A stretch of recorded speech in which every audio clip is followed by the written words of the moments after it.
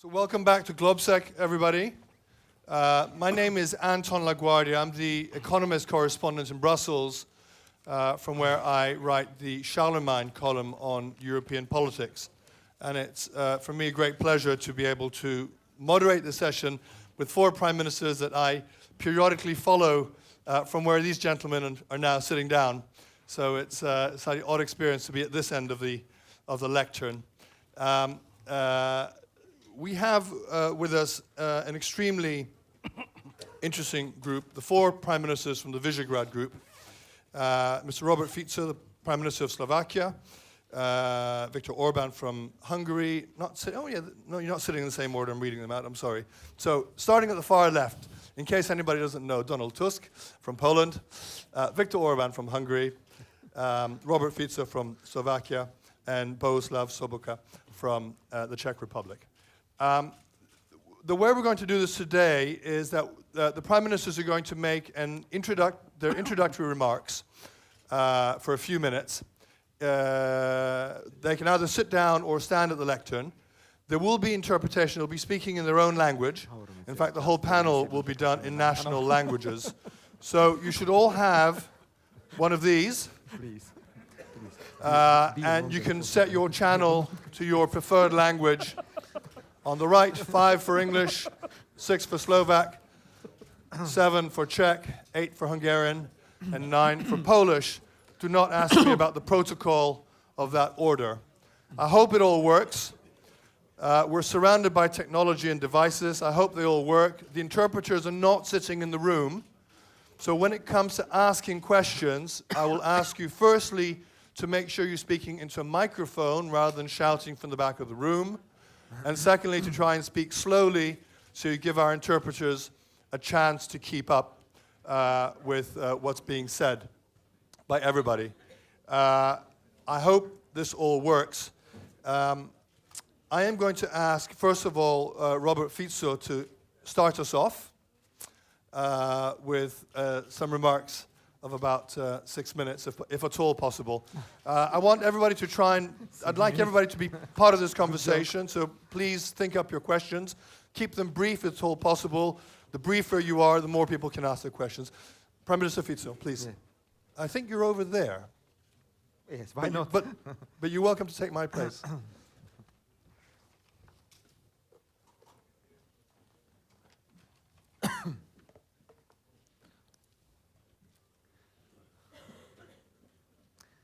Vážené dámy, vážení páni, je pre mňa osobitným... Ladies and gentlemen, it is indeed a major pleasure for me to welcome you here at the GlobeSec conference, to welcome my partners, the Prime Ministers of the Visegrad Group. It is indeed a great pleasure for me to host you here in Bratislava. It seems, and I'd like to be very frank, right from the very beginning, it seems that we are in a vicious circle of trying to find solutions for different crises. Only very recently, after enormous effort, we've managed to somehow take control over the deepest economic and financial crisis in the European Union and its history. And now we are facing a new crisis in the immediate neighborhood in this region. And this should be the main topic of our panel. Let me get to that topic in a second. First of all, allow me to emphasize one aspect, which is the keystone, the cornerstone for the close cooperation in our region. With more than 20 years since its founding, the Visegrad Group can present its success story. The accession of Slovakia, Czech Republic, Poland and Hungary into European Union and NATO, the anniversary of which we are now commemorating, this has been a very important contribution to creating the conditions of peace, stability, safety and security, not only in our region, but in all of Europe. Emphasizing today the aspect of peace and security might seem, at least for the younger generation, as some sort of a cliché. Young people in our region, thanks God, never in their lifetime were confronted with anything else rather than stability and peace. In the context of a very difficult development in Ukraine, however, we need to emphasize that safety and security cannot be taken for granted. In a situation where we are finding ourselves, no doubts can be placed regarding our common tasks and our common objectives in terms of defense and security. We are part of NATO, all the Visegrad countries, which gives us a guarantee of a collective security. On the other hand, we need to keep in mind our obligations towards our allies. By acceding to NATO, we have pledged to follow the values of a transatlantic community and also to duly take our share of responsibility.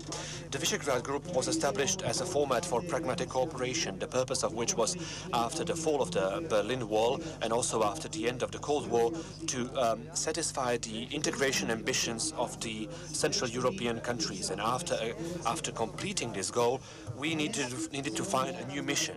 Today, and I'm very happy that I can state that, the Visegrad Group lives through one of its most productive periods.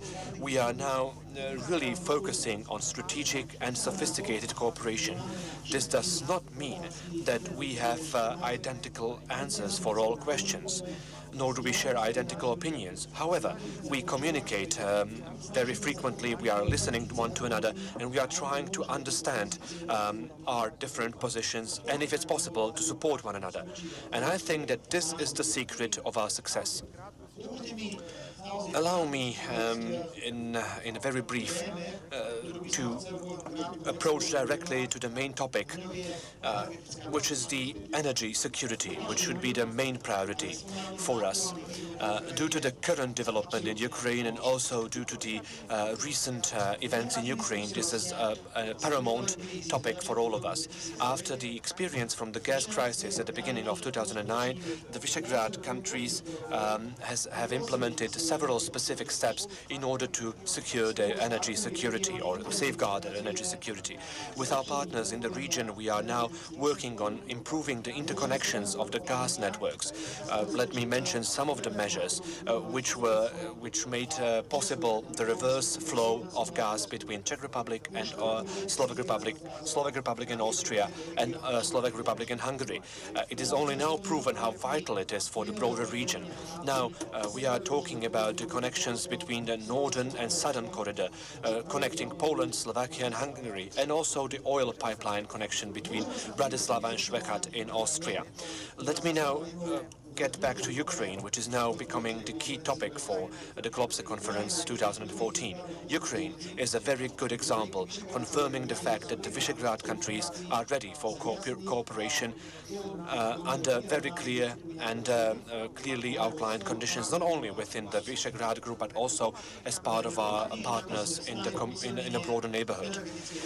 In order to safeguard our energy security and also in order to enable better energy security of our eastern neighbor, we have signed a memorandum of cooperation which expects to guarantee the reversed flow of gas in a yearly amount of 10 billion cubic meters. Together with lower volumes which come from two additional Visegrad countries, Hungary and Poland that is, we can today talk about 16 to 17 billion cubic meters of gas every year for Ukraine. This is a very specific contribution towards dealing with the problems that our eastern neighbor is struggling with. Ladies and gentlemen, as it has already been said, the Visegrad countries have achieved in the area of energy security significant progress. However, we still have a lot to improve. I'm very happy that there is good political will in our region to continue in this cooperation, and both on a Visegrad Group platform and also on a platform of European Union. The ideas that have been formulated recently by Donald Tusk, the ideas that he has stated, are definitely a good starting point for a follow-up discussion. We welcome his initiative, and also we highly appreciate the fact that a part of it is also a package of specific measures which are clearly linked to the Slovak priorities in terms of energy security. If we are talking about finding common basis and common starting line. It is definitely in the completion of missing infrastructure or also in building a mechanism of solidarity, the first or the second pillar. Mainly the idea of prioritization and also of higher co-financing of energy projects of European Union member states with a higher dependence value for imports of energy products is a key issue for our region. Completing the missing infrastructure for energy products in Europe should be the priority for energy policy of the EU. The better interconnections between the national markets will decrease fears from safety of deliveries. Higher security of markets is a good news for energy market competition with the expected advantages for household consumers and industry. We support the overall idea to increase the level of co-financing for energy projects in Central Europe and also using the Connecting Europe facility for this purpose. From the total volume of funds which were allocated from the next financial framework, only 6 billion euros are destined for the completion of energy networks. We believe that due to the objective needs, this volume is absolutely unsatisfactory. Taking into consideration some other aspects of the Polish initiative, for example, regarding the common mechanism when purchasing energy products or energy materials, due to the sensitivity, we will need to create a more detailed plan and also run some analyses. We nevertheless agree with the fact that only a joint approach and increased solidarity will lead towards better energy security in Europe.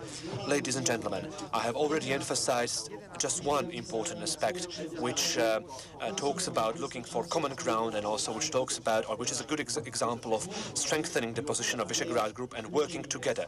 From my perspective, this one aspect is a key aspect, however, because I am ready to discuss not only this issue but all the other issues with my partners in the Visegrad Group, whom I would like to once again welcome here in Bratislava.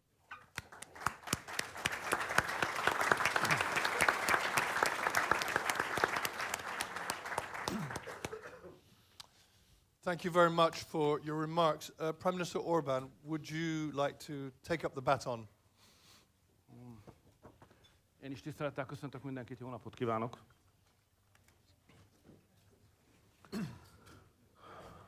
Can everybody hear, by the way? Is the audio okay? Mine's crackly, but... Én beszélem az egyetlen nyelvet, amit nem ért senki.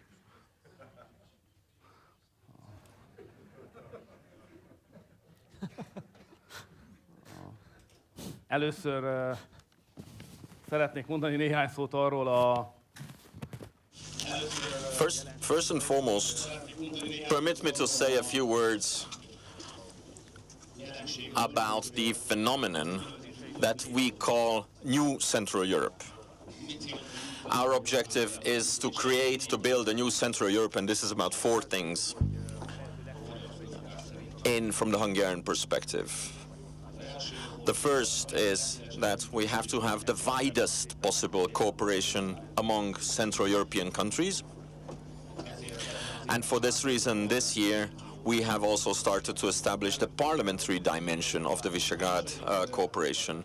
The second element of this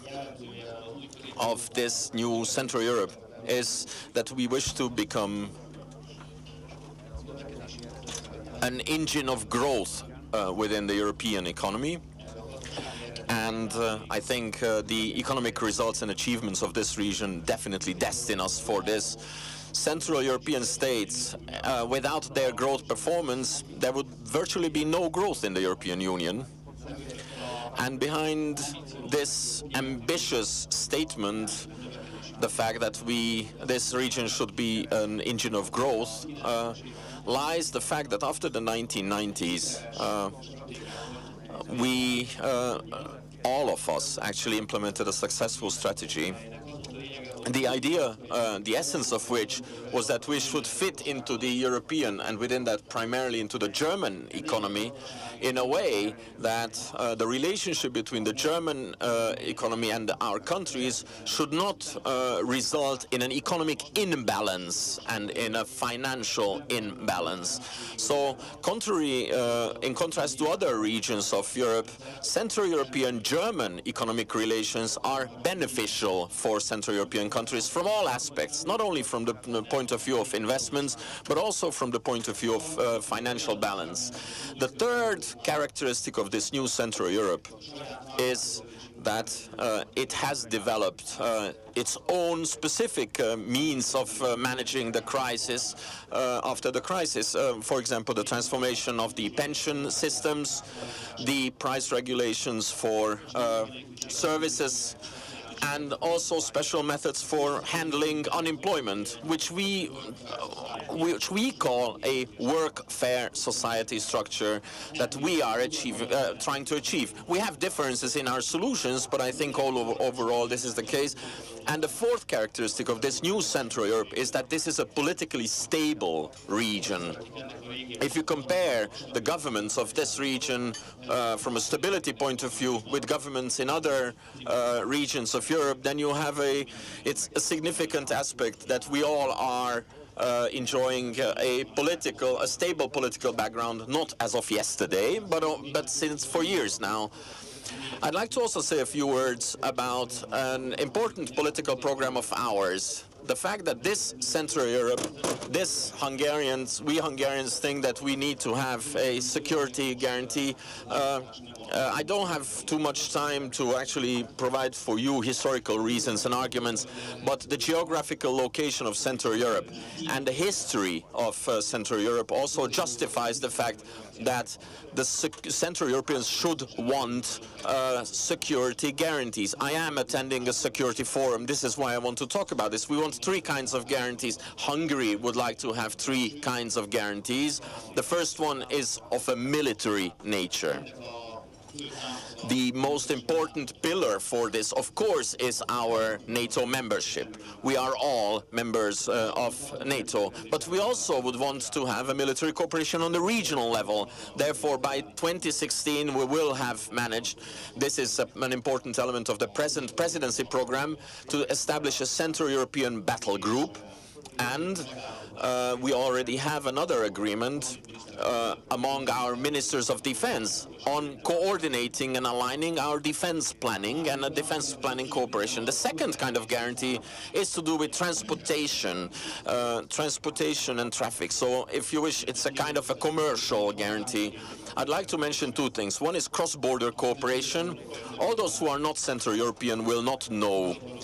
But Central European countries, among the Central European countries, the number of border crossing points is way lower by several orders of magnitude than among Western countries. I have an agreement with the Slovak Prime Minister to create 21 new border crossings, and I think that is definitely an exemplary cooperation. Transportation guarantees have another aspect. Something that goes beyond cross-border. This has to do with the creation of the north-south transportation corridor. There we are not doing quite well, and for the time being, the absorption of European funds in this sense is not successful. The way I'm seeing it is that the European Union does not see the importance of this.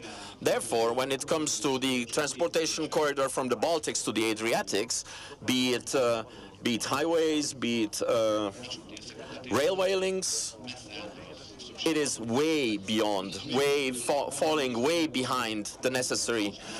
And the third kind of security is energy guarantee. The first and most important thing is we should achieve the gas supply where it's back and flow, reverse flow. This is one of the weakest points of the Union.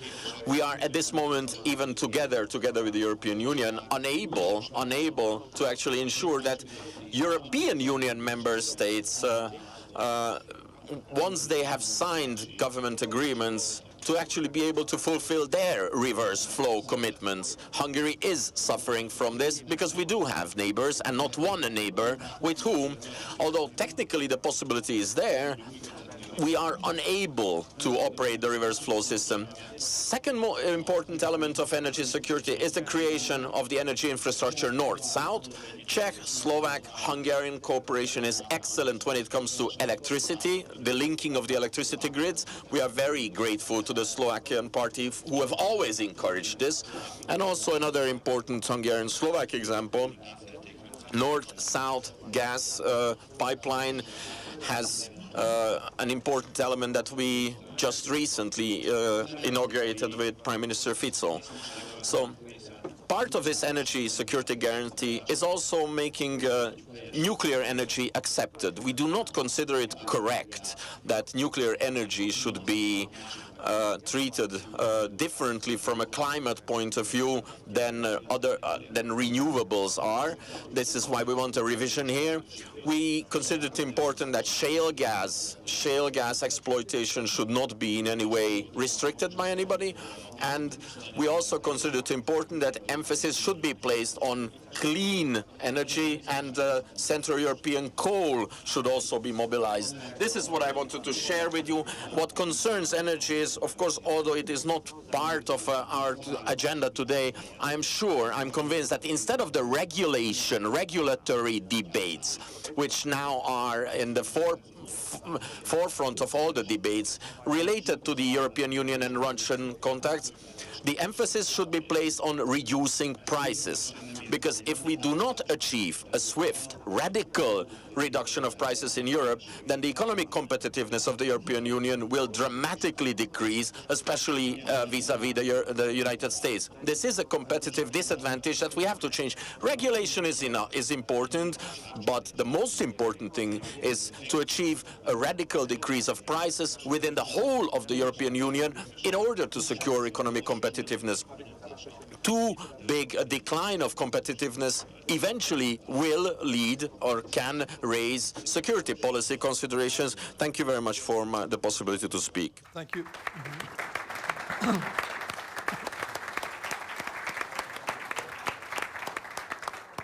Thank you very much indeed, Prime Minister. I would now like to ask Prime Minister Sobotka to make a few introductory remarks.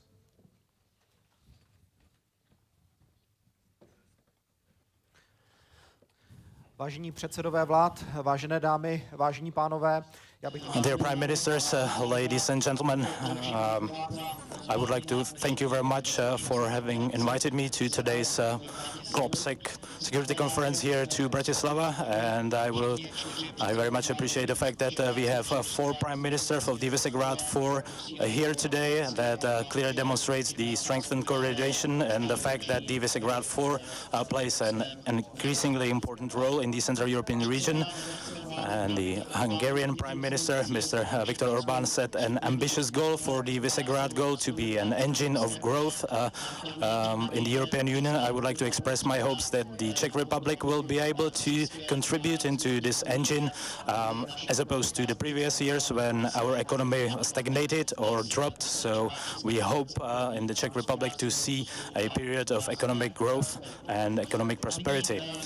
And now I would like to discuss 3 areas that I think are most current and I think should be addressed as a part of this conference. First is security and defense policy in the Visegrad 4 framework. Second, the Czech Republic's position on current position in the Ukraine.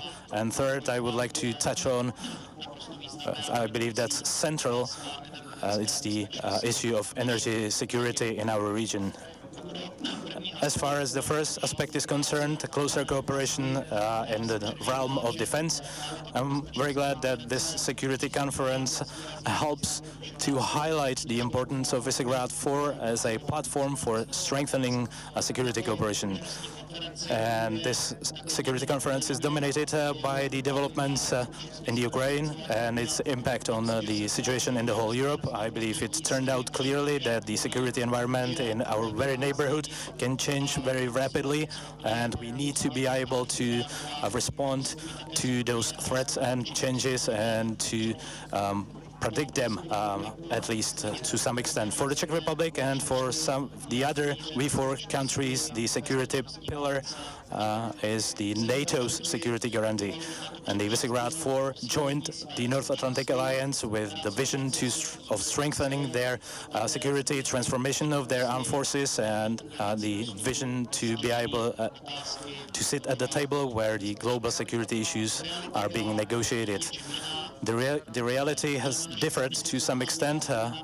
Many of our countries focused on foreign deployed operations, and the participation in foreign deployed operations is an integral part of strengthening NATO solidarity and NATO's cooperation. But I believe that this reason partially led us to neglect territorial defenses. The Visegrad 4 may become instrumental to developing our national defense capabilities and the development of EU battle group.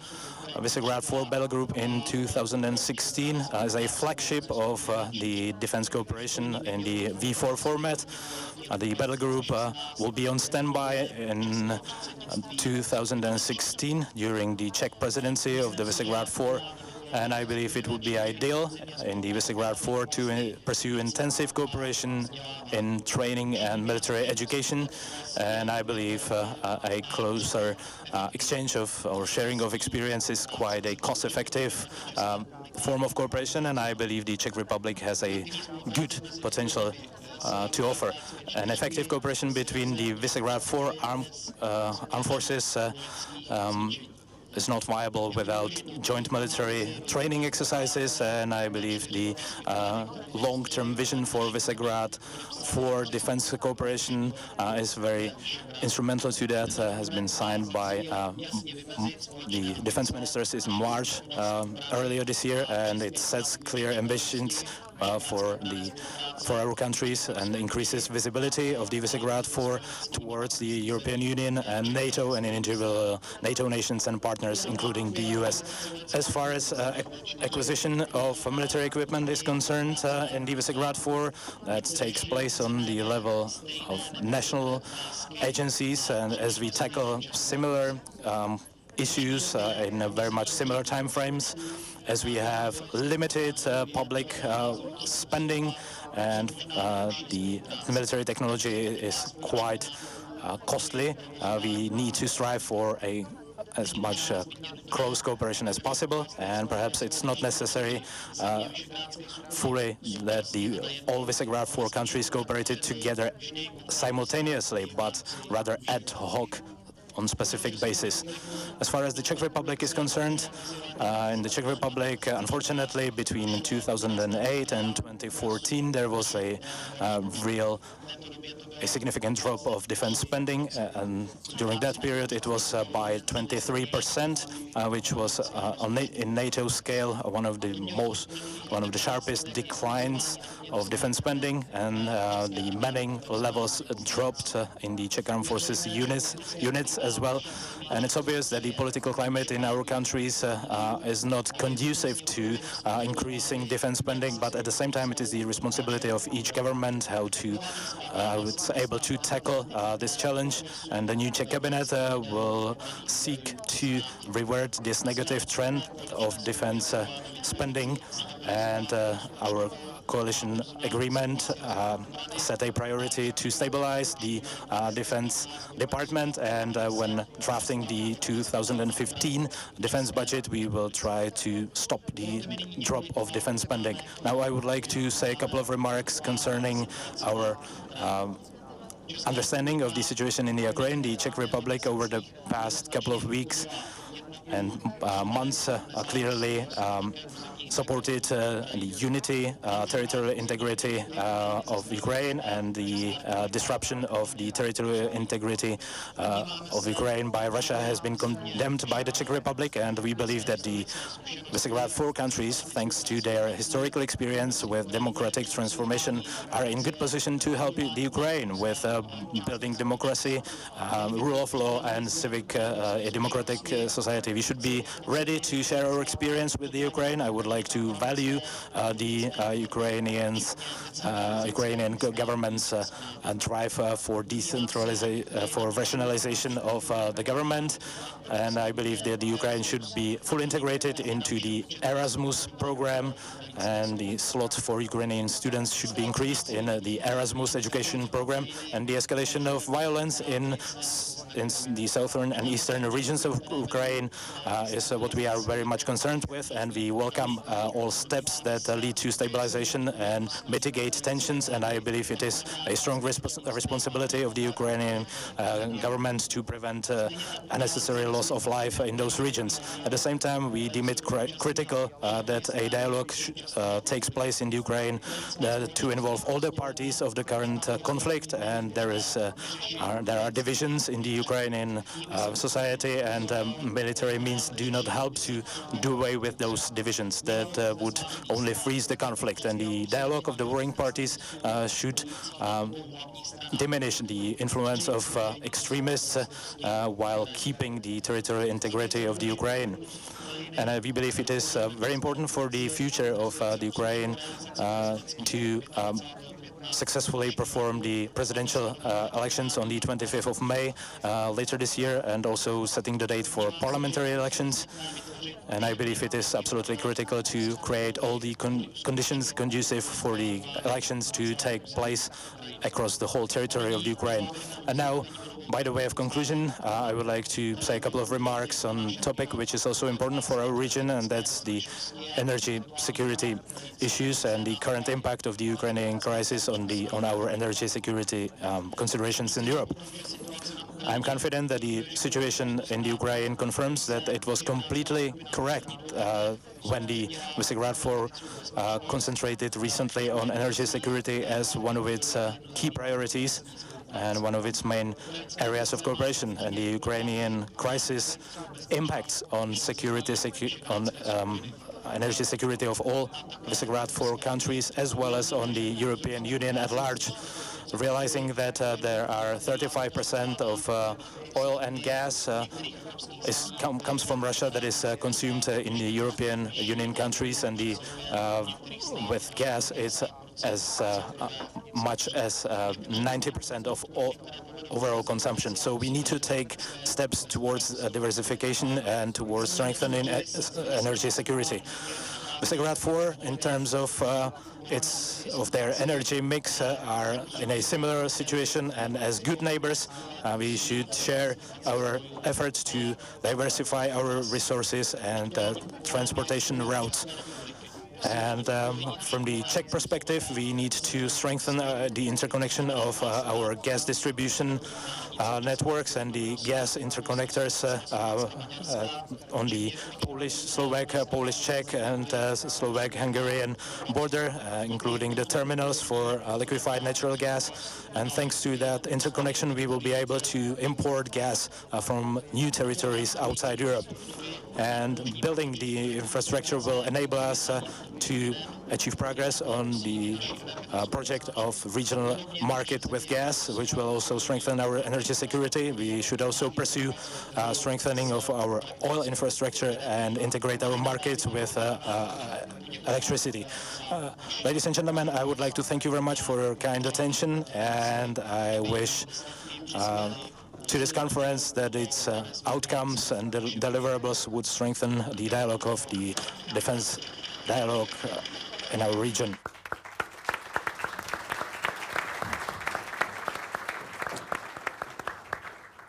Thank you very much indeed. And finally, Mr. Tusk, would you like to wrap up the initial round? Dziękuję bardzo. Dyskusja jest zawsze ciekawsza od przemówień. Thank you very much. The discussion is always more interesting than the speeches themselves. Therefore, I will allow myself only to utter a couple of sentences related to my general reflections. The V4 group was formed as a practical dimension of solidarity among the countries that, despite different interests decided to build their strategy of entering the European Union together. Some of us remember quite well the moment when the V4 group was established. And it was not obvious at all at that time that each one of us would enter the EU faster if we stuck together. It was quite the contrary, actually. Calculations made in various capitals were as follows. Perhaps it would be faster to join the EU individually, but the idea of solidarity prevailed. And that was not because in this part of Europe, especially in Poland, but generally in this part of Europe, solidarity is the idea that we feel particularly sentimental about. That's not true. It was not sentiments that won, but a wisely understood common interest. That was the reason, that was our signpost in action. Years later, it turned out that solidarity is the only effective principle, the only effective rule, and the only effective value that can bring the EU member states together when we need to take decisions.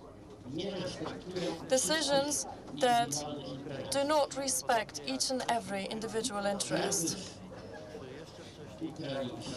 The Ukrainian crisis, just as the financial crisis before, or even before that, the gas crisis, have shown us that if we are not guided by the principle of wise reason, solidarity in Europe, we are found helpless as the European community. Better or worse, but also in the gas crisis of 2009 and in the financial crisis of recent years, we were able to act in solidarity. By acting in solidarity, I mean being able to sacrifice a part of your own interests for the good of the interest of the community. Today we are dealing with a much more risky crisis. The level of risk related to the aggressive policy of Russia and Ukraine is much higher than the level of risk in the case of the gas crisis or even the Eurozone crisis. It is higher because we are quite close to a situation in which people are dying, helicopters are shot down. Briefly, the situation in some parts of Europe resembles a war much more than a regular political crisis. And therefore, the current crisis requires a test of solidarity to a much larger degree than until now. If we're taking security seriously, we must seriously state that Europe will not be secure and safe, and this concerns also the Visegrad group, if we do not increase our level of energy solidarity. When I hear during discussions people speak about what is known as the Energy Union, when people say it's very difficult, some people say it's even impossible because we will have to pay a price for that, then the only response, the only honest response that comes to my mind is the response resulting from our historical experience.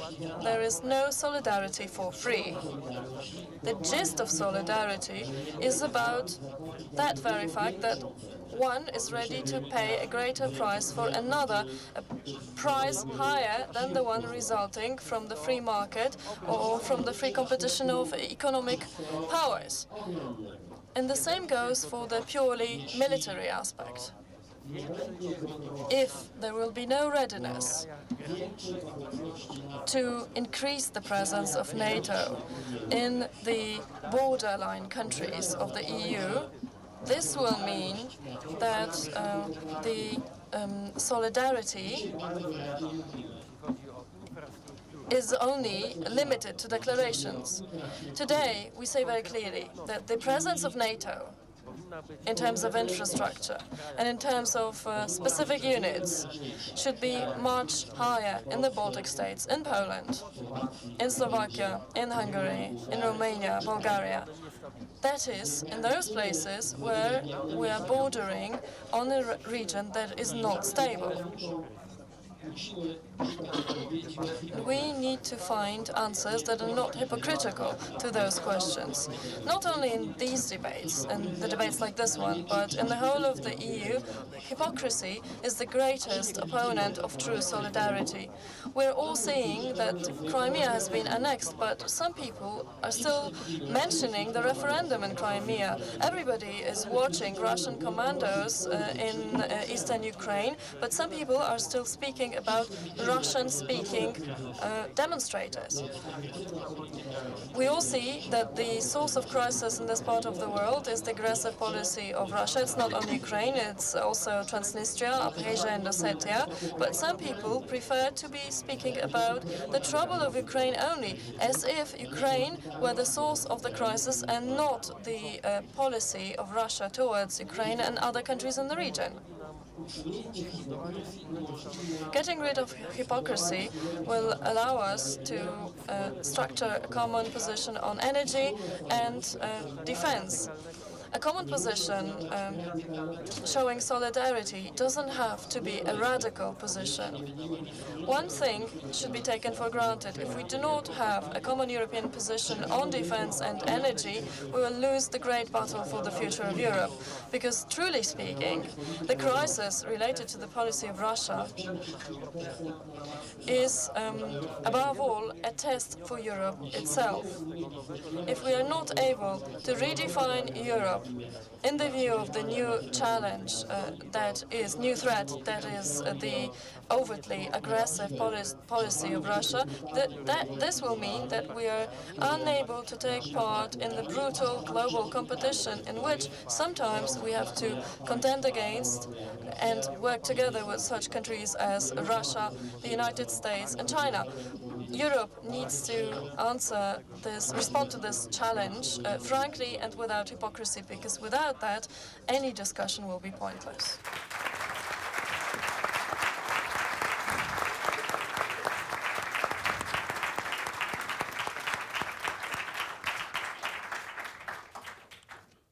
Thank you very much indeed for those four extremely interesting and insightful sets of comments. I hate to, although I'm supposed to be master of ceremonies here, I hate to sort of be the party spoiler and sort of express some skepticism about the coherence of the Visegrad group that the Prime Ministers have spoken about. It seems to me quite clear that we're hearing a very different tone of Ukraine, a different level of concern, for example, from Mr. Tusk's comments than from the other Prime Minister's comments.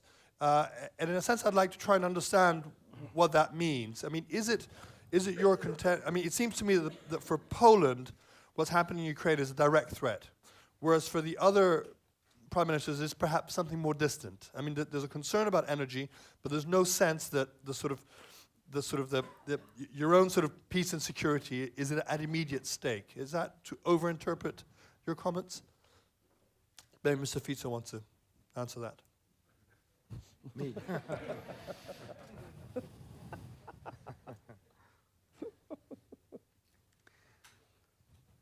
Určite by som nehľadal rozdiely, pokiaľ ide o postoje členských štátov 2-4. I definitely wouldn't artificially enlarge the differences between the positions of Visegrad countries. On the other hand, instead of that, I would do my utmost in order to guarantee that our positions would be coordinated and would be similar to one another.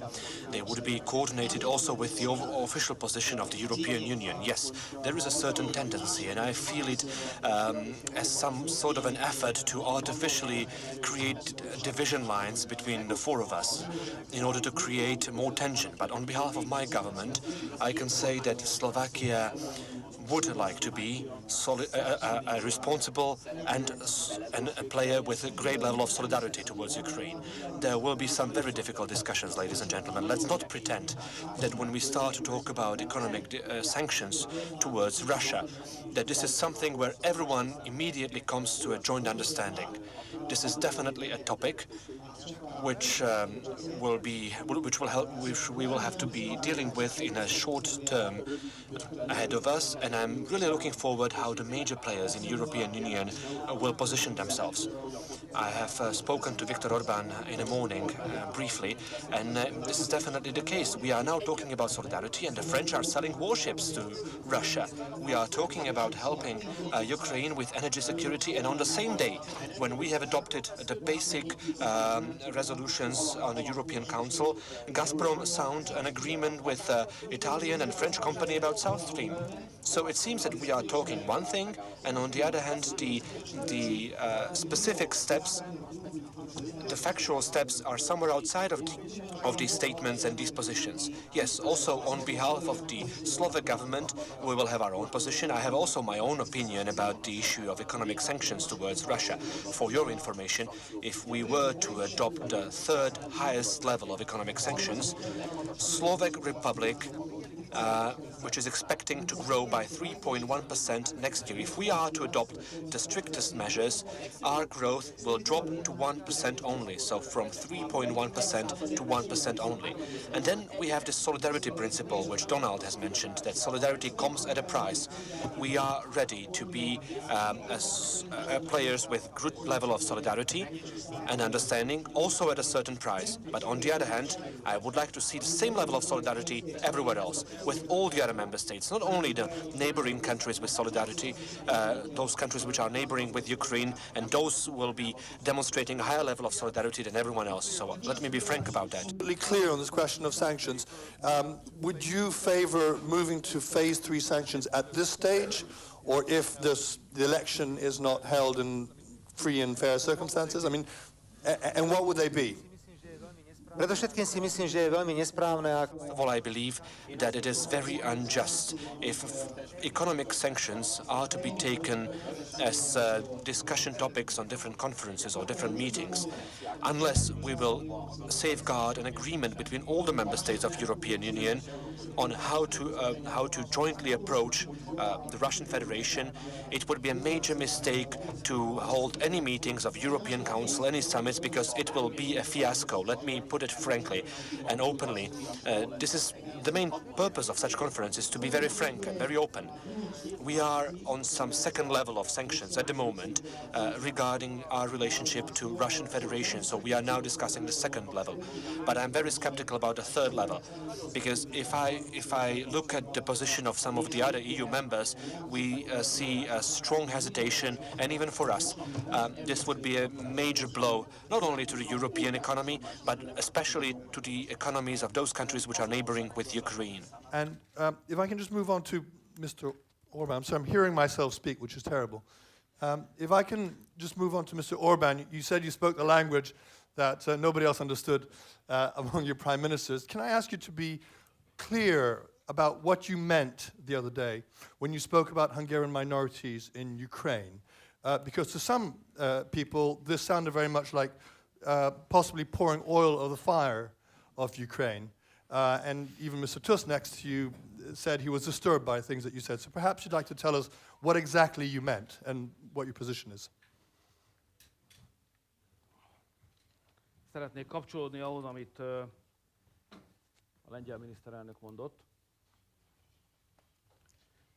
És én teljes egészében egyetértek azzal. I would like to join the Polish Prime Minister in what he said. I completely and fully agree with the situational assessment that I've just heard from Donald Tusk. And there's two reasons for this. Because the first item of Hungarian foreign policy doctrine is to always agree with the Polish, and the second reason is that our greatest enemy here is hypocrisy. And I agree with the very acute approach that we have heard and like words from the Polish Prime Minister that Russia's behavior that is clearly in defiance of international law is a much greater challenge for the European Union than we are willing to admit. In plain Hungarian, as we say, we are not talking about it. And all the consequences that he has drawn about NATO presence, about coordinated energy policy, also I agree. However, hypocrisy also are perhaps pushing us back into other areas, and that is going to respond to your question. Number one is we are not only having a Russia problem, we also have a Ukraine problem. Of course, because one country is big and the other is small, the size of the challenge, of course, is different, but the Ukraine is large enough a country for us to take seriously any challenge that emanates from the Ukraine. I do not see any kind of guarantee at this moment that there is going to be a democratic governance created in the Ukraine. We only have hopes for this. It would be good if there was a democratic government formed there, but so far we will find it hard to go up until the presidential elections, and only after that do we have the parliamentary elections. So political character of the future Ukraine is still work in progress. It's still an open issue. And while the European Union is articulating its expectations vis-à-vis Russia, it also has to have clear expectations articulated towards the Ukraine, especially because it is going to be a very huge price tag for us to maintain the viability of the Ukraine. Beside the political issue, there's an economic issue also. I don't see any plans, I don't see any future vision for how the Ukraine is going to actually survive economically, keep itself up and running. While I already see, because I think the Ukraine will not be able to survive alone, it is going to cost us a lot of money. So I think it is very legitimate for the Prime Minister of a country neighboring the Ukraine to actually articulate clear expectations vis-à-vis Ukraine. Politically, economic, and also expectations vis-à-vis the minorities. Of course, our ears are not equally sensitive, and a Hungarian ear is sensitive, more sensitive, but it is of great concern that when in the Ukraine they created the new Ukraine, the very first decision was to actually abolish the language act that was beneficial to the minorities, and that was a cautioning sign. And this is something that we have to manage, take care of for the future. The second area where hypocrisy also has to be mentioned, I would like to continue where Donald Tusk left off. Europe has to become competitive. And he mentioned two regions. He mentioned China, he mentioned the United States of America. Esteemed ladies and gentlemen, can the European continent be competitive economically with China or with the USA if it does not create a sensible economic cooperation with the Russians? And that's an important issue. So whatever is happening today, the whole story, including the breach of international law, the whole story is on the long term constituting a huge blow on European competitiveness, because it makes impossible the fact that between Russia and the European Union there should be an economic strategic cooperation based on mutual interest. And I'd like to move on to Central Europe. Why should Central Europe give up on the possibilities of this economic cooperation when what we are seeing, and I'd like to tie into what Prime Minister Fico said, is that the possibility of cooperation with the Russian economy is not clearly distributed within the European Union. This opportunity is mainly yielding results for Germany. Why is that good for Central Europe? Why don't we want a kind of cooperation, economic cooperation system between the European Union and Russia, which would spread the opportunity of cooperation in Russia? Because I think the interest of Central Europe is also to have a piece of the cake, if you wish. So what is happening politically here is a huge blow for Central European economic strategies, because Central Europe would have had, I'm talking in the past tense, an unparalleled economic opportunity, while coupling quite well with the German economy, to actually have a share from the cooperation between the European Union and Russia. Now we are losing all that. Everything that is happening from a medium and long-term strategy point of view is a blow for Central Europe and is a blow for the European Union. Therefore, I do think that if we are talking about hypocrisy, and if we are talking about this, we have to talk directly about the military threat, because these have to be treated when you're thinking about the whole situation. I hope I managed to respond to your question. You did in part, but I'm going to try again. I mean, as I read your comments in English, you spoke about Hungarians in Ukraine should have community rights, language rights, the right to dual citizenship, as well as an ambiguous phrase about self-government or self-autonomy. I mean, what exactly should be the status of Hungarians in Ukraine and in the future, and how do you see, what expectations do you have of Ukraine in the future? How should it be structured? When I have mentioned the democratic Ukraine, it means that they have to respect the same democratic principles which are respected in the European Union. And the rights of communities, the rights of minorities belong to the democratic principles. So if we would like to see a democratic Ukraine, it must be a Ukraine which respects the rights of communities. Whatever they are, it could be even Hungarian minority communities. And if Ukraine does not do that, it means that we have legitimate concerns about the democratic character of the future Ukraine, which is a key issue, that the new Ukraine should be a democratic Ukraine. I hope I will be able to erase the linguistic difficulties.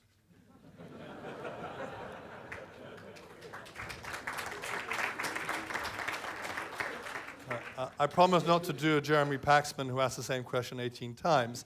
But when you speak about about rights, what specific rights is it that you think Hungarians and other minorities should and should not have? The European approach is that when we have groups, collective entities like minority groups, they have a right to describe and to define what kind of legal institutions they would like to do. It's not our job to define it. So the Hungarians who are living in Ukraine will define themselves what kind of legal institutions they would like to have and what is proper and what is not proper for them. So that's their decision, because I would like to underline again, it's a democratic principle. Democratic Ukraine means democratically organized communities inside Ukraine, which are able to define how they would like to be part of Ukraine. So therefore, it is not the same as is being demanded by some in eastern Ukraine for federalization and so on. These are not the same requirements. I think this is an open question. What kind of communities inside Ukraine, what kind of legal solutions would like to have? But if the new Ukrainian leadership is not able to integrate that kind of communities into their own state structure and into their legal system, how they will integrate democratically the country? So I think when I'm speaking about that Ukraine is a challenge itself, not just the Russian invasion is the challenge, Ukraine, the future Ukraine is a question mark and challenge. I am referring to that questions, which are not answered at this moment. Thank you very much. Prime Minister Tusk, you said you were, as quoted in the media, said you were disturbed by what you'd heard earlier this week. Are you reassured?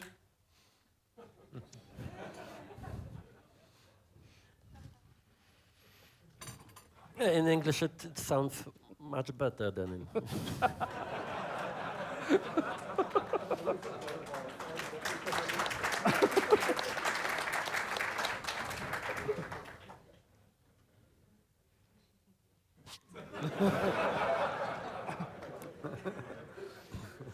Okay. I would like to ask you about your energy union, which people mentioned. If I heard the other prime ministers correctly, they said it was right in principle. They liked the idea of interconnectors and diversification.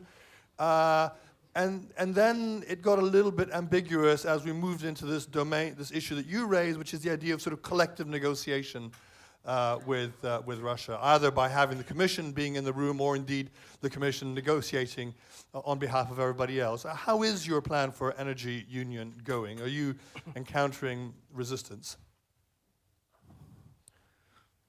Nie chcę zanudzać w tej chwili Well, szczegółami. I don't want to bore you with the details of the concept. I tried to describe it in a detail in public, in the media, during the meetings and during the talks with our friends, also from the Visegrad group. So let me focus on the problem that leads to the greatest emotions, which is the common purchases, common acquisitions. As a matter of fact, we talked about it for the first time.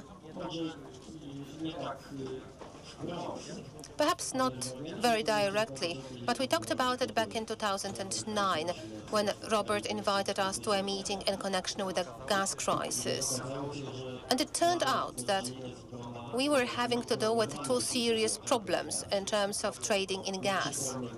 The first problem was the use of gas and gas prices by Russia as a political tool. And briefly speaking, gas for Russia is more than for the European countries that buy it. At the same time, another problem came up, which is a direct threat of a blockage that is connected either by the policy of Russia or the crisis in Ukraine. But in general, there was a problem of a shortage of gas. Because of that, we had to start talking about gas solidarity in case of a crisis. That mechanism of solidarity is acceptable for everyone in Europe, without exception. There is a question connected with some technical solutions or technical decisions, but as far as the essence is concerned, everyone agrees that a mechanism of solidarity in case of a crisis must be in place. And it should be quite massive. I am quite glad that we, sitting here, we make a decision to accelerate the works on the solidarity mechanism. Also today we are going to talk about how to work in the Visegrad group so that we could bring some immediate actions that would initiate the mechanism of gas solidarity in case of a crisis. A much more serious challenge is the community policy to buy gas. And that is one of the classical tests, whether or not we can afford solidarity, which additionally is not about adherence to some values, but in a strategic perspective, it can also be good business for the European Union. We have tested it in Poland in a way. It is much better to speak with Russia about gas prices, and about depoliticizing gas when one has some alternative source of supply, and when Russia knows that a given state is not really in a situation that it must go in this bilateral relation with Russia only, when this state has some other partners that could be used. And today we should be talking about it in the context of the whole Europe. Is it illusion? Is it difficult from the treaty perspective? It is not so. There have been some precedents, also practical precedents. When we negotiated with Russia, also at the intergovernmental level, the gas contract, we requested that the European Commission should participate in these talks. And the very fact that the European Commission was an equal partner of the gas negotiations between Poland and Russia allowed us to get a more beneficial deal. The outcome of those negotiations is more beneficial for Poland and the European Union. And it is both about price and the rules, because it was possible for us to go forward with some European rules in terms of the details of the contract. There is also another practical example. It's about the Atomic Agency. As far as the supply of uranium is concerned, the European Union operates on the basis of the community. There are several opportunities. And different degrees of this possibility of introducing community mechanism to the purchases. And it is not about us sticking to a radical model. It is about us to express goodwill, to make an effort to go forward with some common policy of acquisitions as much as it is possible. For the time being, I can see some confusion on part of some of the European leaders, because wherever I went, Berlin, Paris, Madrid, Rome, let me mention the largest capitals, everyone says, as far as a principle is concerned, we agree. As far as details are concerned, we have to think about it. Fine. This is about the first step. I simply want to convince people in Brussels about it. I would like this discussion about the details not to be conducted only for the purpose of eliminating all those details. Sometimes people accept the principle, and then when you discuss the details, you eliminate the principle. I simply would like to convince all the partners that they should really proceed on these assumptions. If the principle is okay, then it would be good to subordinate some technical or detailed discussion to this principle. And finally, when I talked about hypocrisy, about Ukrainian crisis, I didn't mean my colleagues who are sitting at this table. The situation is absolutely opposed. In some situations or some moments, the leaders of the countries of the Visegrad group are very open and very honest. So we can talk about different elements of the policy vis-à-vis Ukraine, but definitely hypocrisy is not a feature of the Visegrad group about it. And on Prime Minister Orban's point about the problem, or an equal problem as Russia's destabilization of Ukraine, is Ukraine itself. Do you accept the notion that the problem is Ukraine? Z całą pewnością. I'm quite certain that the condition of the Ukrainian state and the Ukrainian risk is related to both the aggressive politics of Russia as well as inherent features of the Ukrainian states that are independent on who governs Ukraine. There is no doubt that the ease with which the Russians are right now deassembling the Ukrainian state results not only from their tough or even aggressive policy, but also from the weakness of the Ukrainian state. I don't think anybody is going to argue, counter that among us here. But the question is, and that is the reason for our concern that I mentioned openly before, the question for me is whether today it should be a priority for us to take care of the actions of the Ukrainian government, whether today the key problem is not the policy pursued by Russia towards Ukraine. However, an important issue, although a secondary one, is what Ukraine is doing at the moment. I think that the comment by Viktor Orban about quite an unfortunate decision to abolish the law on the equal treatment of languages was one of the first decisions. Euromaidan was a living revolution at that time in front of our eyes. Yes, that's true, but I have not seen a government or a parliament that would go back on its steps immediately. I mean, when they have realized what they did, they immediately withdrew from that. Therefore, I would be extremely conservative with messages that objectively or subjectively, partially or impartially, support the main line of Russian propaganda. Today, eastwards from the border of the European Union, eastwards of the Polish border, the Slovak border and the Hungarian border, the problem is not Ukrainian nationalism, but aggressive policy of Russia towards Ukraine. This is definitely problem number one.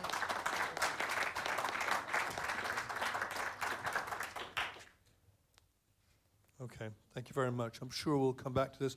Prime Minister Sobota, is the problem Russia or is the problem Ukraine? And are you willing to subsume your national prerogatives in negotiating gas contracts to the EU?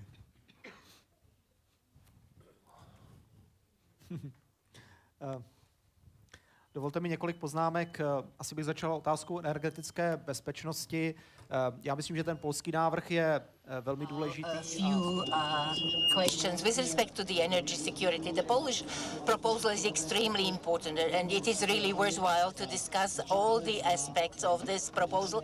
Our government is a new government. In 3 months, I have had the possibility to become acquainted with specific projects that could be developed in the Czech Republic in order to support the diversification of energy sources, specifically the possibility to sell the gas. And one has to bear in mind that the government has to negotiate with private owners, and it is necessary to motivate them to really implement certain projects. And both in the Czech Republic and in other countries, the infrastructure belongs to the German company and the Canadian pension fund. Another issue which plays an important role is the issue of regulation of prices, but of course it is in the interest of consumers to have as low prices as possible, and of course that the government is trying to somehow influence the companies, and we are really trying to convince them that those margins should be decreased. And the third topic, which is extremely important, is Europe should have a very real sort of instruments in order to interlink the energy systems, and that is the reason that there are being implemented certain strategic projects with respect to our mutual connection. We have to connect ourselves from Poland to Croatia, and we have to make use of gas also from other regions besides Russia.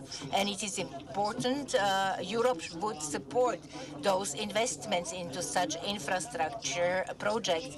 And now, of course, we have to carry out certain measures. We have to improve certain things. And as far as the issue of the Ukrainian government is concerned, of course, there are no doubts that the Ukrainian government is a very weak government.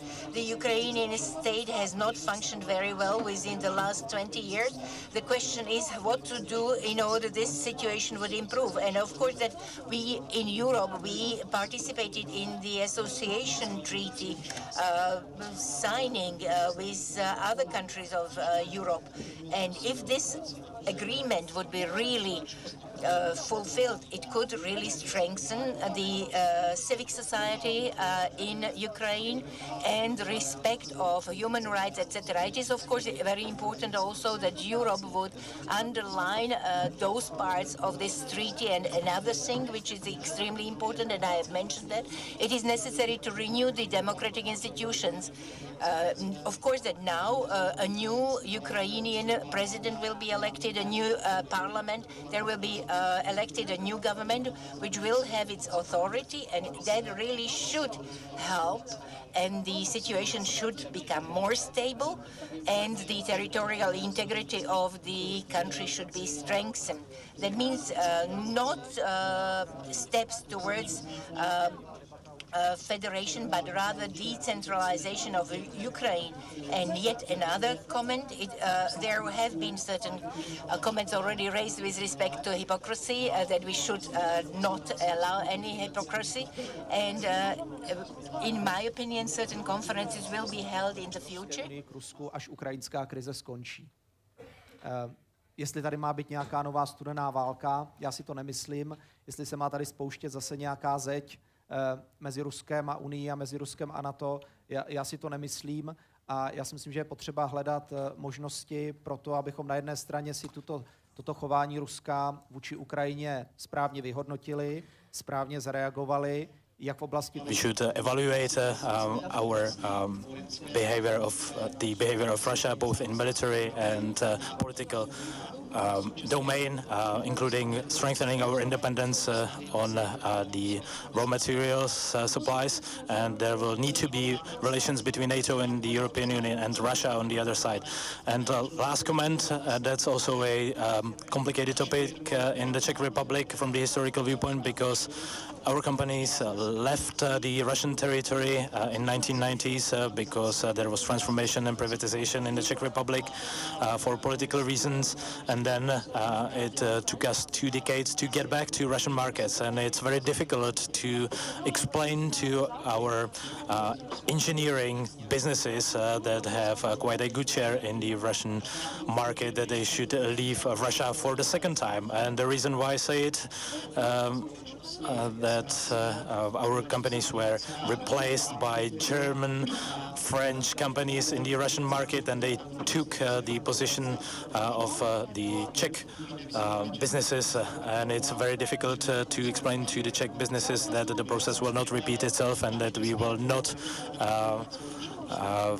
do the same again, and that we need to support the joint course of action by the European Union vis-à-vis Russia. But we will be asking these questions as we proceed. Thank you very much. That's enough from me. Time is running out, so I will beg you to keep your questions short, and I'm not going to ask every Prime Minister to answer every question, and if we could keep it brief, we'll try to get around as much as possible. The first one I saw was Mario Monti sitting in the fifth row, and then we'll come round this way. Can we have a microphone over here, please? Thank you. I've been strongly impressed by the panel of the 4 Prime Ministers, and this prompted 3 quick observations in me. One, maybe not all the audience here is in a position to realize how much these 4 countries and these 4 personalities contribute to the general development of the European Union. I've been, during 18 months, as one of their colleagues in the European Council, and they are not only an engine of growth, as Prime Minister Orban was saying, but they are also an engine of ideas. For example, the energy ideas of Prime Minister Tusk, and now an energy of renewed integration, like the decision by the new Czech government, Prime Minister Sobotka, to subscribe to the fiscal compact itself. And I believe that you can also become an energy of mediation in Europe, because we haven't spoken today of the UK issue, but countries like yours, which are so oriented towards the market competitiveness reforms, can, I believe, provide a bridge for new terms on which the UK might find it more interesting to continue to give their contribution to the EU.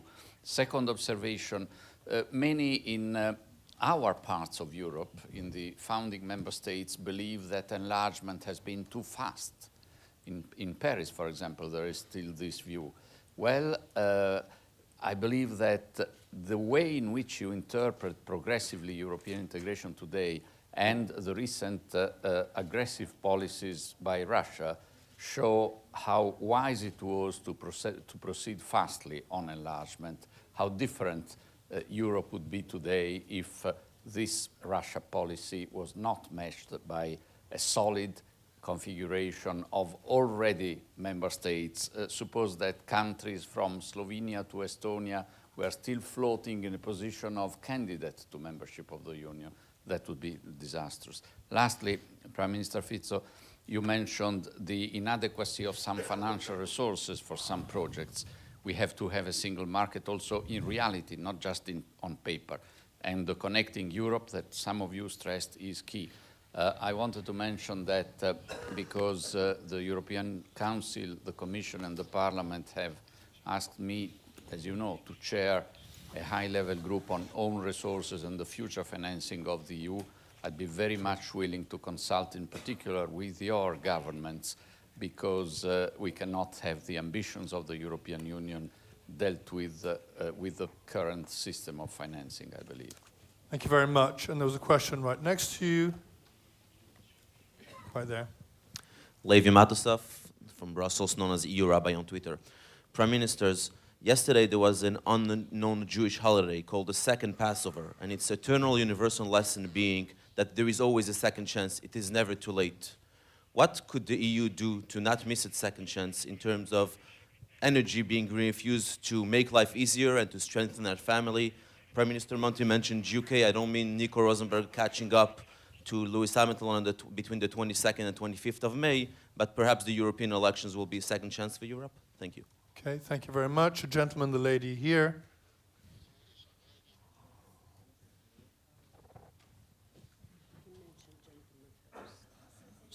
Thank you.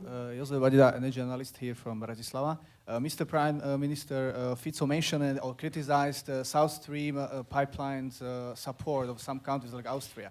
But did you mention, for example, Hungary? Hungary is a supporting country as well.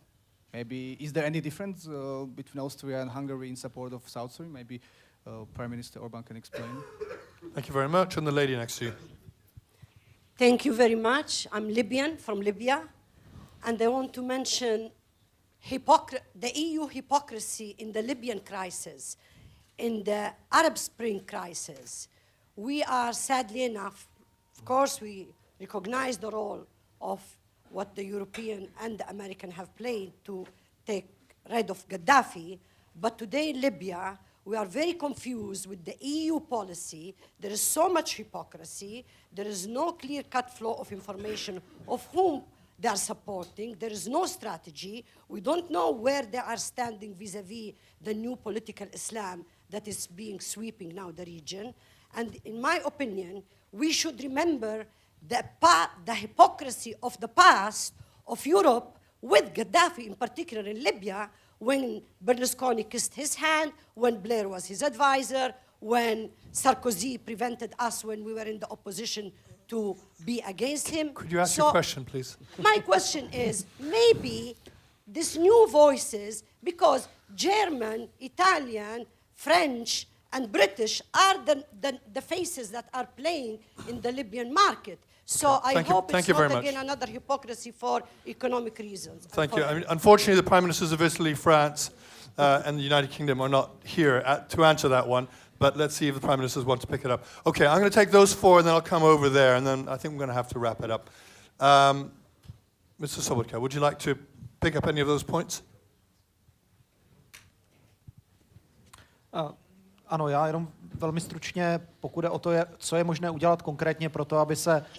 Just very briefly, what we can do specifically to strengthen energy security and to interconnect our energy networks. I believe one of the tools that Europeans do have available is the financing of the interconnectors and the level of, it's the question of financing of these projects, and Europe has a list of projects with European-wide significance, and we should seek possibilities to strengthen co-financing of those investments from those funds.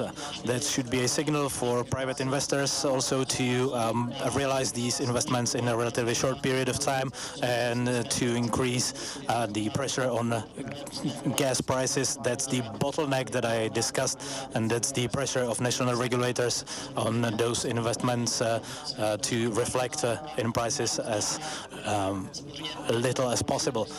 And of course, secondly, there were various projects in the past that tackled interconnection between Europe and Russia to avoid the Ukraine.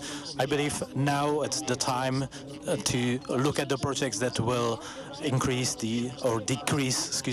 in dependency on Russian sources, because the experience we have with the Russian recently is not positive.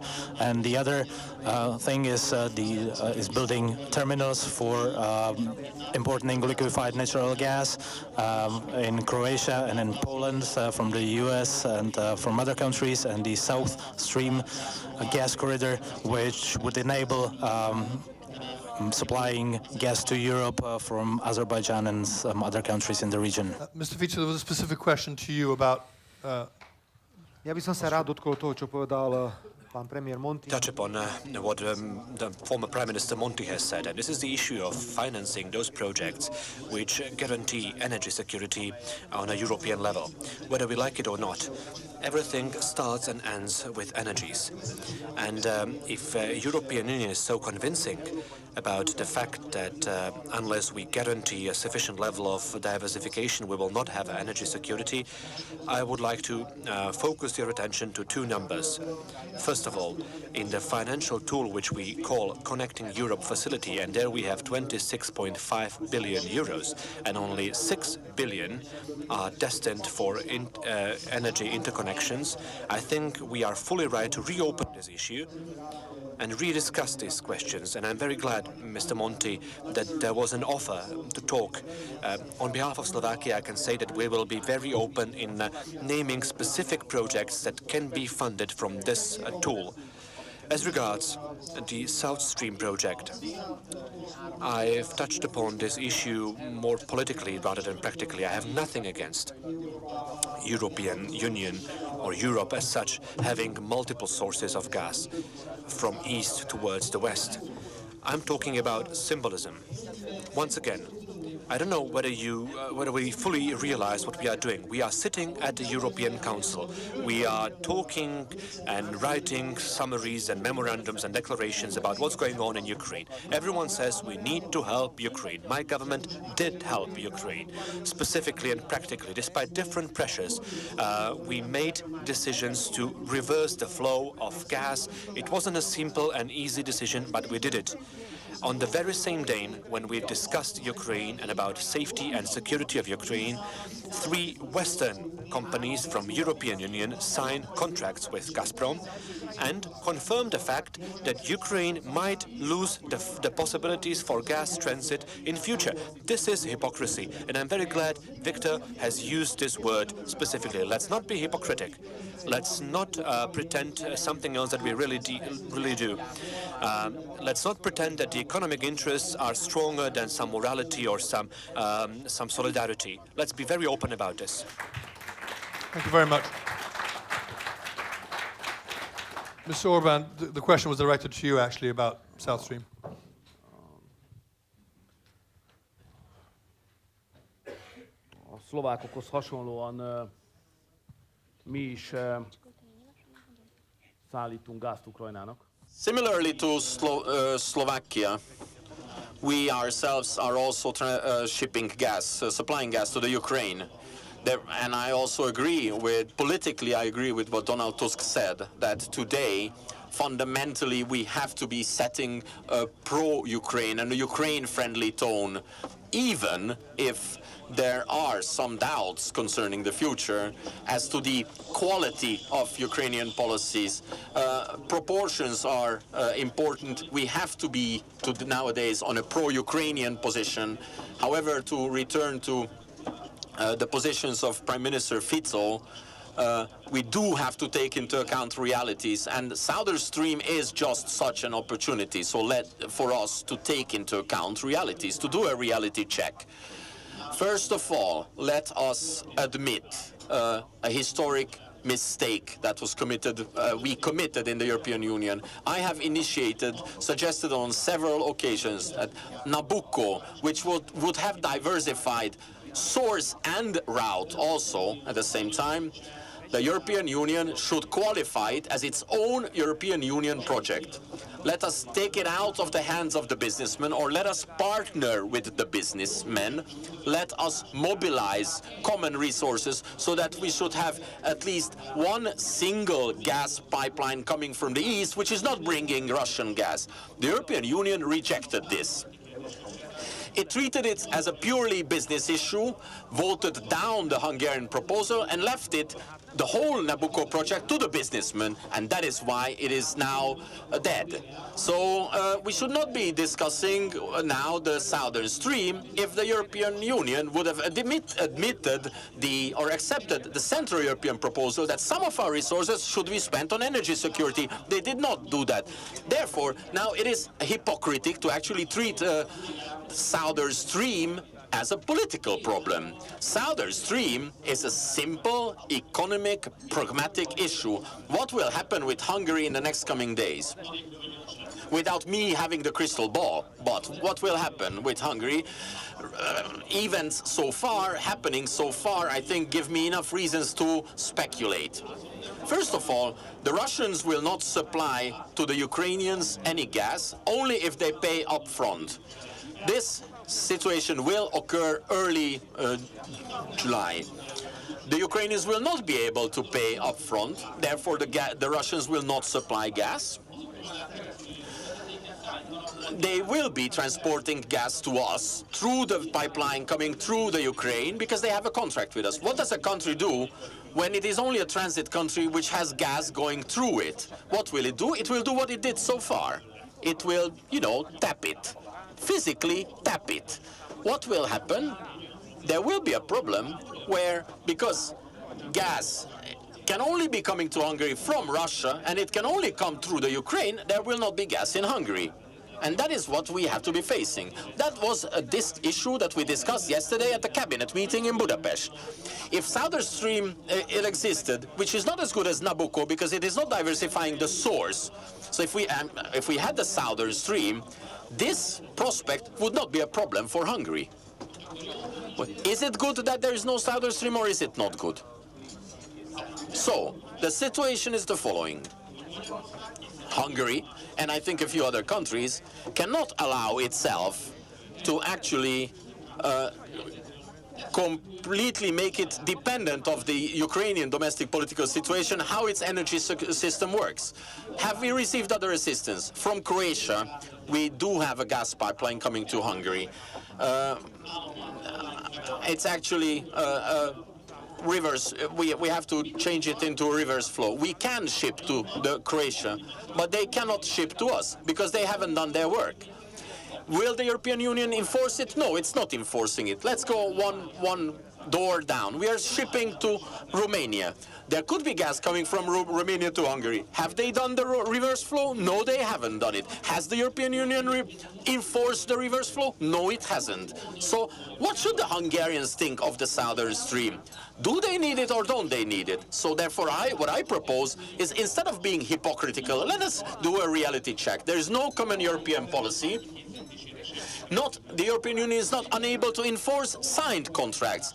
The only Nabucco project that was able to diversify resources was not supported. No other choice. Southern Stream has to be built. Thank you very much. And finally, Mr. Tusk, do you want to pick up any of those points or anything that you heard from your colleagues? No? Okay, fine. Thank you very much. Let's just go over here. We're going to do this at Twitter length, everybody, because we're already over our time. So really short, no statements, no speeches. I caught my eye over here. We're not going to get to everybody. Where's the microphone? Okay, at the back first. At the back. Okay, you first. Do you have a question? Yeah. Okay, quick. Ja sa chcem opýtať, páni premiérov, dneska je tu aj šéf NATO, pána premiéra Fica v súvislosti s výdavkami na obranu. Kedy by mohlo Slovensko dávať na obranu reálne 2%? A či je to vôbec do budúcnosti reálne pre krajinu ako Slovensko? A otázka na pána Tuska, vaše výdavky sa blížia k tým 2%. Či nie je zo strany Poľska potom nejaký taký pocit neférovosti, že niektoré krajiny nedávajú na tú obranu toľko ako iné? Ďakujem. Thank you. And then, I'm sorry, I don't see the microphone. Can you come down here, right at the front, and then we'll go behind. Thank you, Andrew Mikta, Center for European Policy Analysis in Washington. Very quick question about hard security issues. Prime Minister Tusk mentioned the need, the imperative to bring more US and NATO military assets to the region to shore up the northeastern flank. As you know, we're getting very conflicted messages coming out of Europe towards Washington as to what that presence should be, what the numbers should be, and how to proceed. That doesn't help us in our debate on the other side of the ocean. What, gentlemen, can you do to drive the consensus within the European Union and within NATO to send a more consistent message to Washington about what is expected, what those numbers should be, and when they should be deployed? Thank you. Thank you very much. Could you pass the microphone behind you, please? General Camporini, former Chief of Intelligence Defense, now Vice President of a think tank. My question is related to something which was said by Prime Minister Orbán regarding the directive to the Ministers of Defense to coordinate military planning. Will this go as far as going to the concept of specialization? That is, countries renouncing capabilities with the assurance that the others will provide it. Thank you very much. I think there were a couple more questions back there. Okay, just two right here, and then we're going to have to wrap it up. Thomas Simon-Laritas. Recently, President Ilves of Estonia mentioned the risk of a wave of immigration from Ukraine to the rest of Europe in case there's a further escalation of the conflicts in eastern and southern Ukraine. How do you evaluate this risk for your own countries? Thank you. And just the last one there, and then that's going to be the last question. Thank you. Marcin Zaborowski, Polish Institute of International Affairs. Sorry, it's weird with the headphones. The question is really about the defense spending. I mean, the prime ministers, all of you have highlighted how important it is to have a serious territorial defense and security guarantees. At the same time, it's no secret that 3 out of the 4 Visegrad nations underspend on defense. So do you have an intention to change that in the nearest future? Okay, thank you very much. So 2 on levels of defense spending, 1 on US assets, immigration, and General Camporini's question about specialization within NATO. Let's start at that end and we'll come this way. I know. Na pewno dobrze byłoby, abyśmy... It is true. It would be good that we all take care in Europe with solidarity also about our security in the financial dimension. But I wouldn't really like to get the false impression that an increase in the spendings for defense in the case of the Czech Republic, Slovakia, and Hungary will have a key meaning, a key significance for increasing the defense capabilities of the whole region. Because we are definitely talking about much larger amounts and much higher defense capabilities than the 0.5% of the GDP, or even less. So it would be much better that we all, as NATO members, of course, come closer to the 2% of GDP, but strategically, a much more important problem is to be ready for the major NATO presence in the countries of Eastern Europe. Of course, today's conference is not the best way to send a very precise message to Washington what Estonia, Latvia, Lithuania, and Poland need, etc. Especially that in this matter, Poland has consistently and for many years postulated, both in the case of emergency plans of NATO and the greater presence of realistic NATO infrastructure. I do agree that today we have a problem with an inconsistent position of all EU member states. I openly asked that question when the discussion started whether there should be more NATO troops in Poland or not.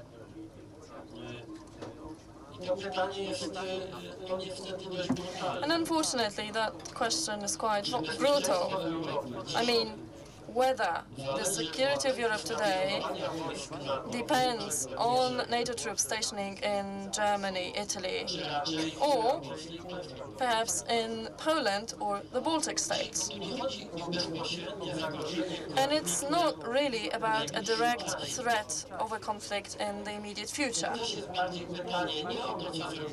There's more of a question about not what Russia will do in 1 or 2 years' time, but what the European Community and NATO will do if the threat is elevated.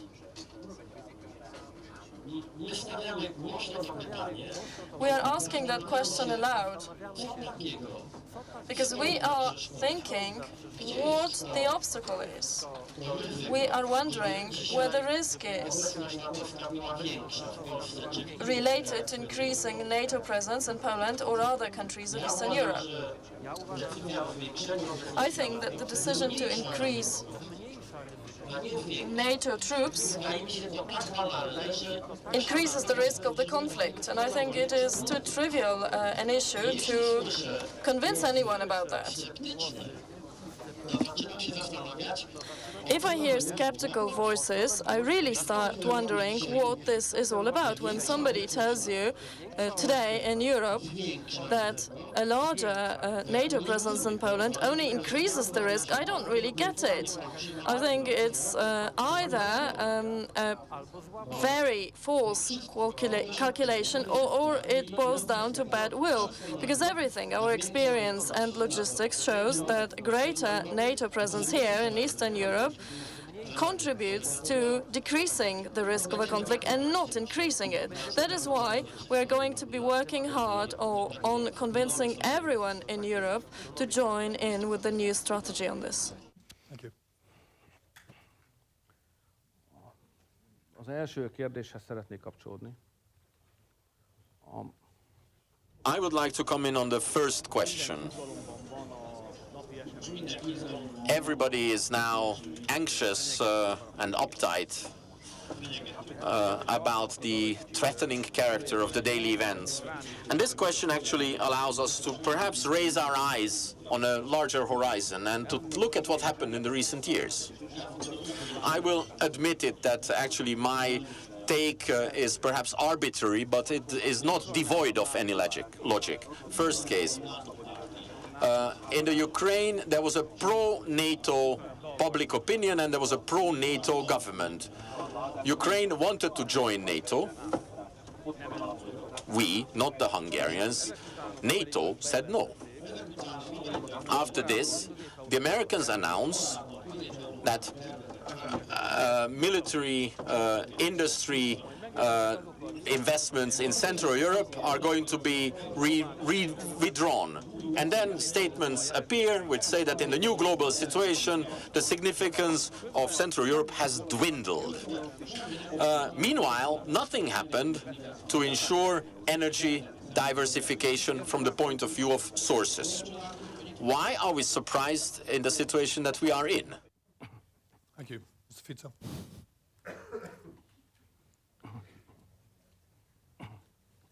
Krátka odpověď na A very short response regarding the possible threat of an influx of immigrants from Ukraine should there be a further escalation of tension. Let me talk on behalf of Slovakia. We have roughly 100 kilometers of border with Ukraine.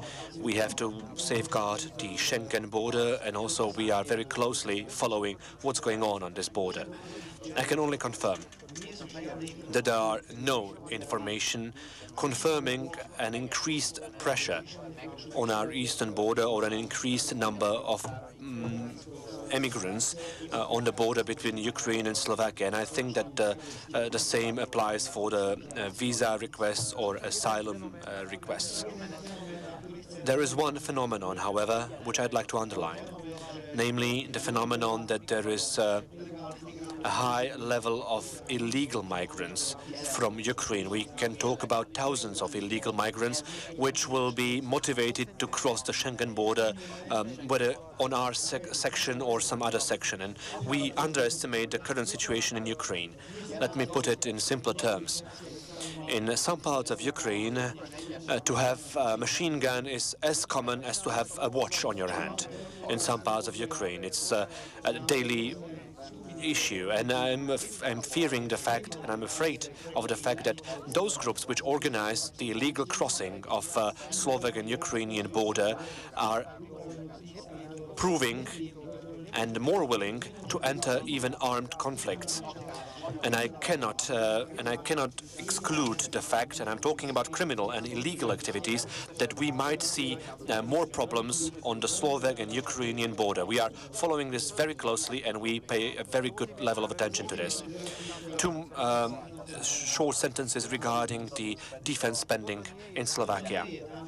Ladies and gentlemen, this is not just a mathematical question, that now we have 1%, and tomorrow we will have 1.2, 1.3, and we will have a certain plan how to reach 2 percentage points as expected from every NATO member. For me, this is even an ethical issue regarding the relationship to the public here in Slovakia. People who have struggled over this last couple of years. We have adopted some incredible consolidation measures here in Slovakia, which led to the fact that the deficit level has been reached below 3% threshold, and I do hope that Slovakia will not be in the excessive deficit procedure. We have one of the lowest public debts in European Union and in the Eurozone. And let me put it very frankly, I cannot imagine that in Slovakia we will have in the following years a scope to increase defense spending. On the contrary, I'd like to say that our first responsibility will be to use those funds which are available, to use them more efficiently, and to look for intensive cooperation with our colleagues and our partners in order to have a joint forces between Czech and Slovak Republic, for example. We are discussing projects, for example, of Czechoslovak cooperation when protecting our airspace jointly, for example, to have more for a lower amount of money. And I'll say this to the General Secretary of NATO, I do not see any possible scope for increasing the spending, because this will be at the expense of other more priority areas. We cannot increase the defense spending in the Slovak Republic. Thank you. And finally, Mr. Sobotka, if you could wrap up. Také poznámky ke dvěma okruhům. I would also like to touch on two issues. First, the migration pressures. In the Czech Republic also we do not have any signals that over the past couple of weeks or months the immigration pressures would be increased. It's not mentioned too much, but we have quite a considerable Ukrainian minority. We have about 100,000 people who came from the Ukraine as a part of economic migration into the Czech Republic, which represents a potential basis for another migration wave. But we do not have any signals or indications, and the same pertains to our expatriates living in the Ukraine. There is a small compatriot community, and we do not have any signals there either that those individuals would like to request moving back into the Czech Republic. The issue of defense spending, this is a homework for all of us to a large extent. The common topic we have is the drive to increase efficiency of defense spending. There are bilateral as well as Visegrad 4 projects where we can share our lessons and increase the efficiency of defense spending that pertains to common military training and education, and not only joint acquisitions but also sharing information on acquisition, sharing information on acquisition plans. So that's where a room is for improvement. And as to defense spending in the Czech Republic, I have already mentioned that over the past 7 years our defense spending has dropped, so we have the goal next year to stop the decline of defense spending, and we, in the context of the other priorities we have in the Czech Republic, it is also not conceivable for me to increase defense spending dramatically. We need to stabilize the armed forces in terms of personnel, to provide a good development plan, to provide a sound policy, and in order to deliver on our commitments to the NATO. Okay, thank you very, very much. That's really all we have time for. We could continue the conversation for a long time. I'm extremely grateful to all of you in all 4 languages for talking to us. And please give our speakers a huge round of applause. Thank you. Thank you.